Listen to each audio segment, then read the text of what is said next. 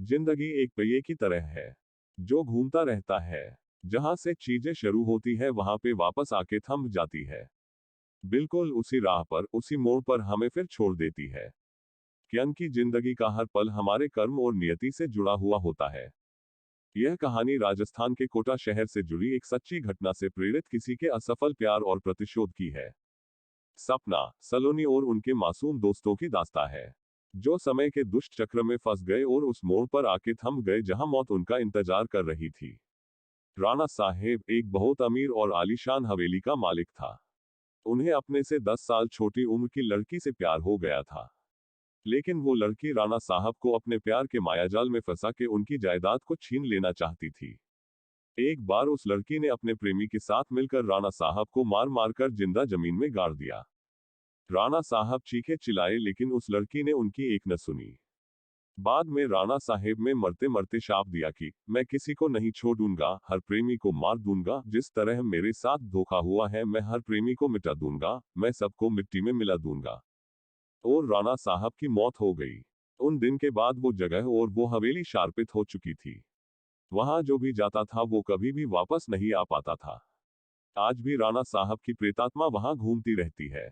कुछ दिनों के बाद उस हवेली पे एक प्रेमी कपल वहां पे घूमने के लिए आए। सपना और रजत। उन दोनों की सगाई हो चुकी थी लेकिन शादी करनी बाकी थी।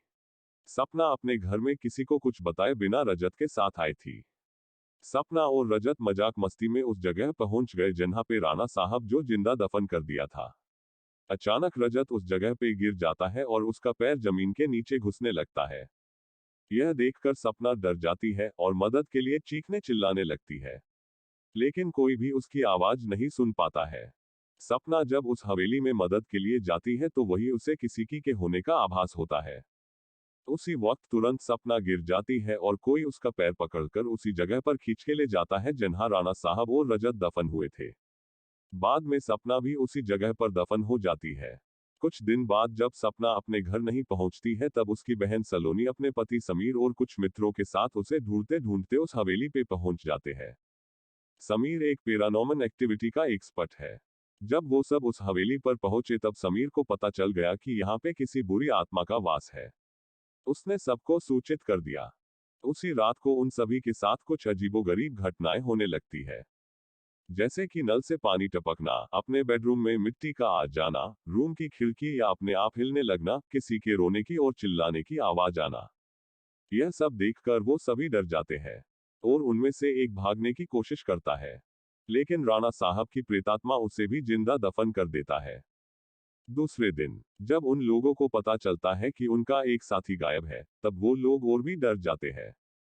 लेकिन समीर बताता है कि हमें यहाँ से बाहर निकलना है तो हमें उस आत्मा को बुलाना होगा और उनसे पूछना होगा कि वो आखिर चाहती क्या है। डर के मारे सभी लोगों ने समीर की बात मान ली और आत्मा को बुलाने के लिए तैयार हो गई। समीर ने एक रूम में सभी तैयारियां कर ली और बताया कि जब तक हम आत्मा से पूरी जानकारी नहीं जान लेते तब तक कोई इस रूम से बाहर नहीं जाएगा। और कुछ भी हो जाए कोई किसी का हाथ नहीं छोड़ेगा। समीर ने तंत्र मंत्र से आत्मा को बुलाना शुरू कर दिया। कुछ ही देर में तेज पवन और बिजली के साथ राणा साहब की आत्मा उस रूम में आ गई। समीर ने उस आत्मा से बात की, आखिर तुम चाहते क्या हो? तो लोगों को क्यों मार रहे हो? कौन हो तुम? राणा साहब की आत्मा ने कहा, निकल जाओ यहाँ से, मैं किसी को भी नहीं छोड़ूंगा, सब मारे जाएंगे। जो भी यहाँ आए गया उन सबको मार दूंगा। इतना कहकर वो आत्मा चली गई। वो लोगों ने बाद में सपना की आत्मा को बुलाया और पूछा, आखिर उसके साथ हुआ क्या था? सपना की आत्मा ने उन सभी को सारी हकीकत बात दी और बोली, मुझे राणा साहब ने जमीन के नीचे दफन कर दिया है, प्लीज मुझे यहाँ से निकालो। सलोनी ने अपने बहन सपना से पूछा, राणा साहब की आत्मा को कैसे मारा जाए? सपना ने बताया कि जहां राणा साहब ने हम सबको दफनाया है वहां पास में माताजी का त्रिशूल है। उस त्रिशूल से राणा साहब की आत्मा को मार जा सकता है और इस महल को उनकी चंगुल से बचाया जा सकता है। इतना कहकर सपना की आत्मा वहां से चली गई। समीर, सलोनी और बाकी दोस्तों लोग तुरंत उस जगह पे गए जहां राणा साहब को दफनाया गया था। राणा साहब की आत्मा ने उन सभी को त्रिशूल के पास जाने के लिए रोका। लेकिन सलोनी की भी तरह उस त्रिशूल के पास पहुंच गई और उसी त्रिशूल से राणा साहब पे वार किया। कुछ ही देर में राणा साहब और उनके साथ वो सभी आत्माओं को मुक्ति मिल गई जिसे राणा साहब ने दफनाया था। दोस्तों, आपको यह कहानी कैसी लगी प्लीज हमें कमेंट करके जरूर बताएं।